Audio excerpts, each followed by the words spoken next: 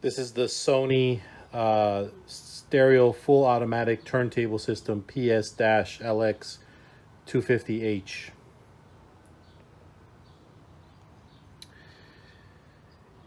Back in the early 2000s, when basically records were almost completely phased out, very few companies continued making turntables.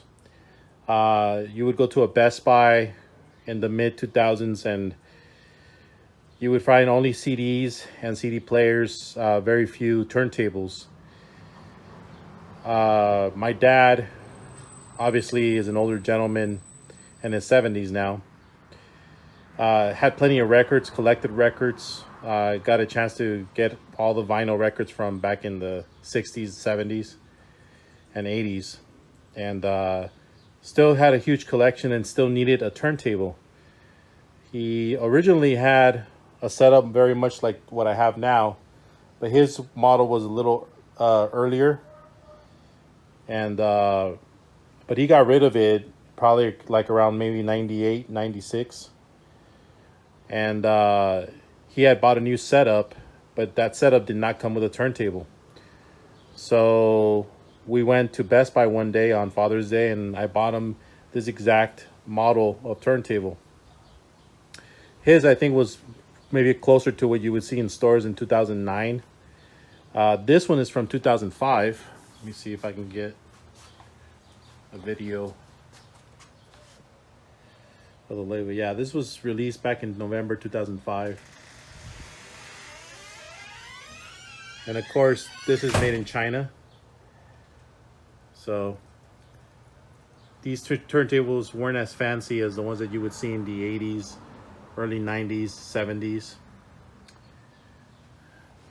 And one of the things that I've mentioned about the quality of these turntables is they start having all their wires hardwired to the actual turntable, which causes problems because eventually if these wires wear out or they start malfunctioning, you can't really replace them unless you take apart the whole thing and desolder the wires from the cartridge or the Tonearm.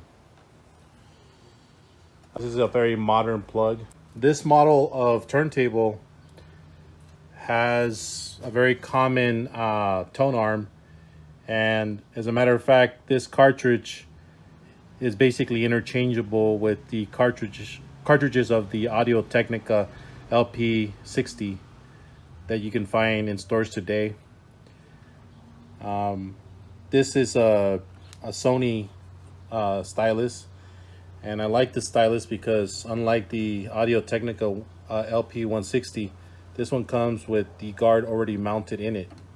So if you were to drop this Tonearm, let me see if I can make this stop. I actually accidentally turned on the automatic function. So if you were to drop this Tonearm on the Platter without a record and just let it run, it wouldn't hurt the stylus because the stylus is protected by that guard, which is pretty useful because as you can notice, this turntable does not come with the little clip that permanently mounts or permanently locks the Tonearm into its little holder.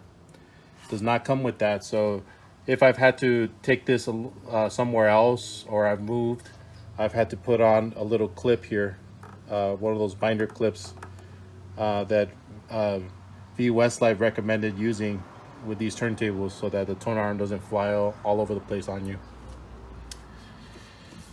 This one came with the adapter for 45s. You are able to run 33 1/3 records and 45 RPM records. This is a belt drive turntable. The Platter is very well made. It's aluminum and it is belt drive, so as you can see, there's the motor, this is the belt. I've bought other turntables that are this exact model, and one of the common problems with those is that the automatic function starts malfunctioning.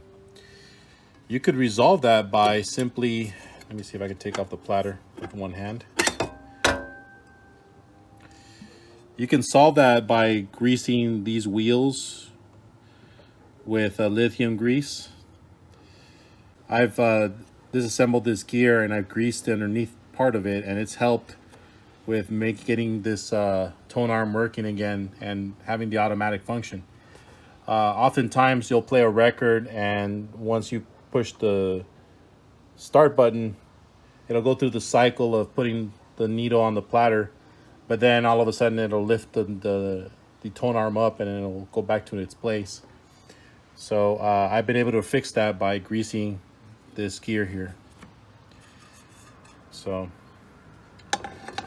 when I got this turntable, it did not come with a belt, so I replaced the belt. So this is a brand new belt. It did come with a mat. Oops, dropped that adapter. I like that it comes with a holder for the adapter. That's very helpful because oftentimes in more modern turntables, they really don't have this holder that often, unless you get a very high-end one. So usually you'll end up, putting it on the side and it'll fly all over the place if you move the turntable. So I like that it has that holder.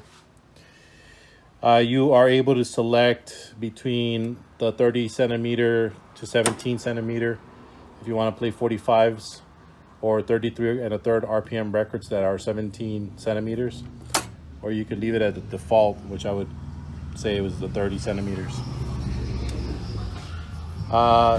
It's fully automatic, which is a nice feature for if you're a beginner collecting vinyl. You press the start button, you stop it, and then the tone arm you're able to cue it with that button. And it has a decent dampening for when you drop it on the record. Preamp. So what that means is you could pretty much plug it into any device that can play sound. You don't need a preamp at all for this type of turntable. Some turntables have the option of you switching between a preamp and just straight into the phono preamp that you can get on your own. So a lot of these older, let me see if I can show you. A lot of these older amps already have a phono input, so they don't require a preamp. But if you have a more modern amplifier, maybe a home theater system, you need to get a preamp for many of these turntables.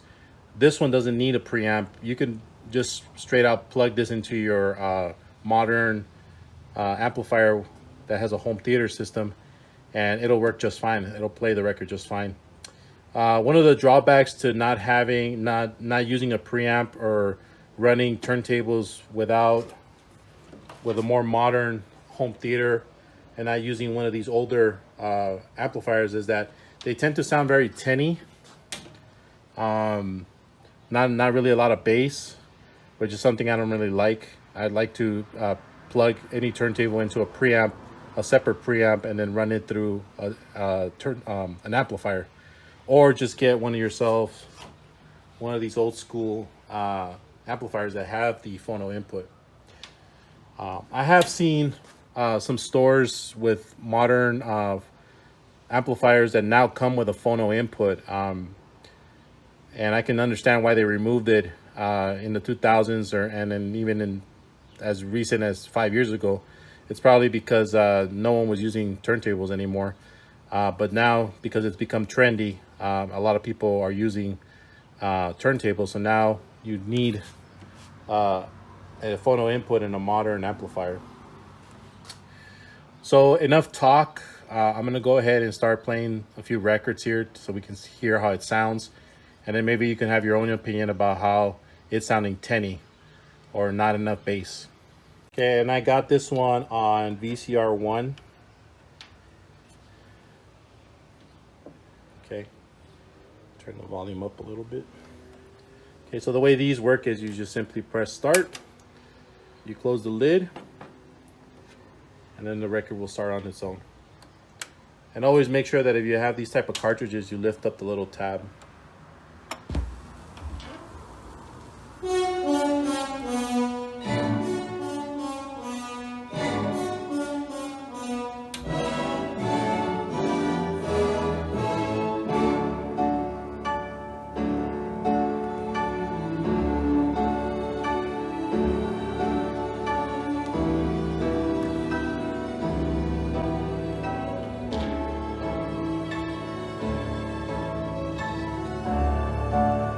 So right there I got the bass a little higher, and I got the treble a little lower, just to offset the bass.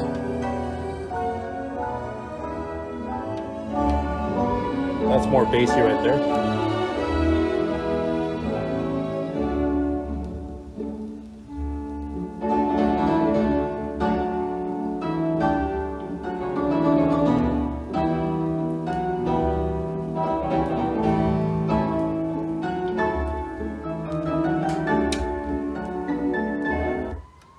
So let's check out another track. So like if you want to cue it, all you gotta do is push that button, and then you can adjust it to where you want it to play. So you just cue it down.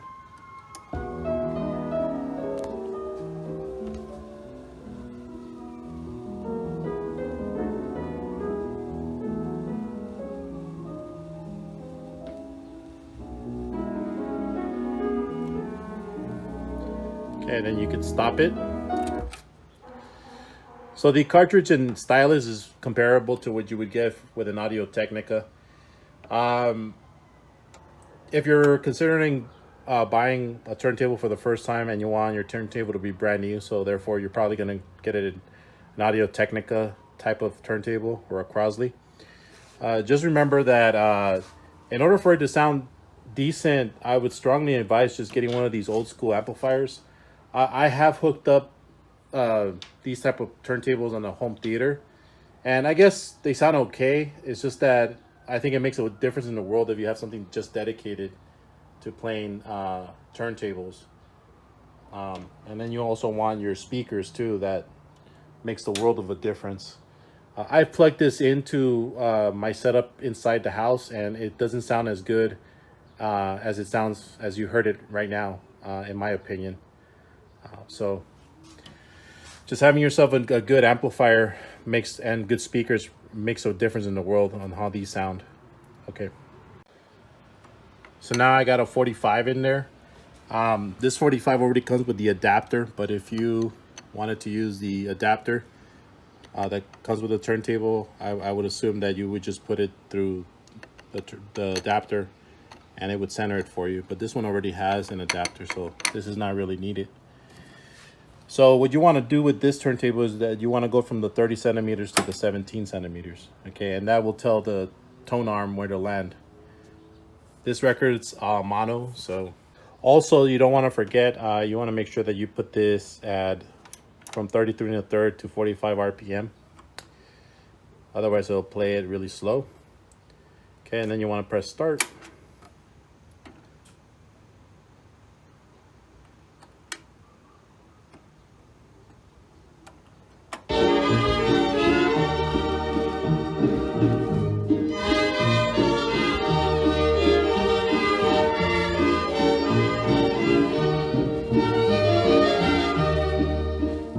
Auto return function.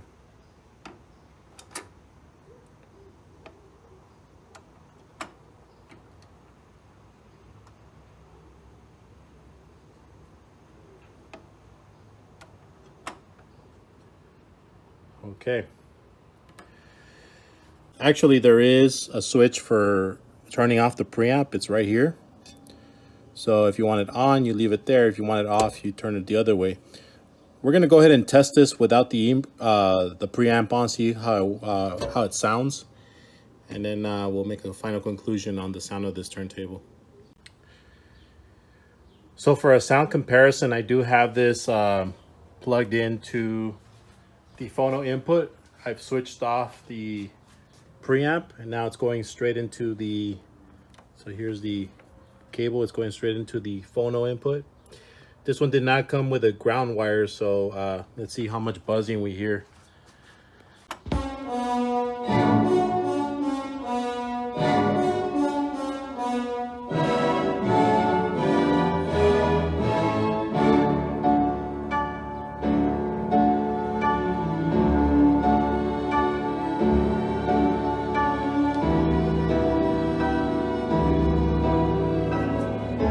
Definitely sounds a little bassier.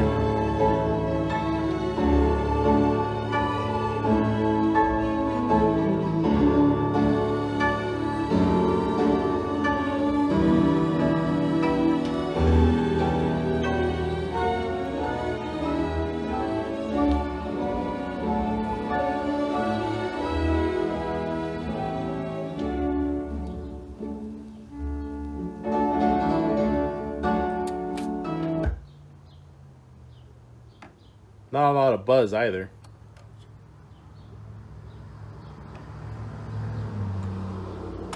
So I would probably agree with my previous observations. This sounds better without the preamp that it comes with, and just plugs straight into a regular amplifier. Okay. So these are very nice. In my opinion, I think they're slightly nicer than the LP60 Audio-Technica turntables that you can get in brand new. I just feel like this has more of a weight. The sound isn't too bad either. But again, you're going to basically get the same sound that you would get with a LP 60 for Audio-Technica. They use the same cartridge. But this has a bigger weight. I think the only thing that I guess I also didn't like is the fact that it doesn't have that clip that will hold the tone arm for you. But if you're not moving it, it's not really a big deal. But it's a good little starter turntable. My dad still has his. I bought this one used probably about a year ago because I really wanted another automatic turntable for my garage. And I came across better turntables, so this was kind of been shelved. But it still sounds okay. There's not really any modifications I want to do on this. Maybe down the line I might want to get rid of that preamp to see if you get a better sound. Just the stylus and cartridge straight into this Yamaha. But at the time being, I'm probably just gonna leave it as is and not mess with it. But it's a nice little thing just to have. I'm not selling this one. I am selling another one. The other one has a busted dust cover. So I'm probably gonna sell it cheaper. But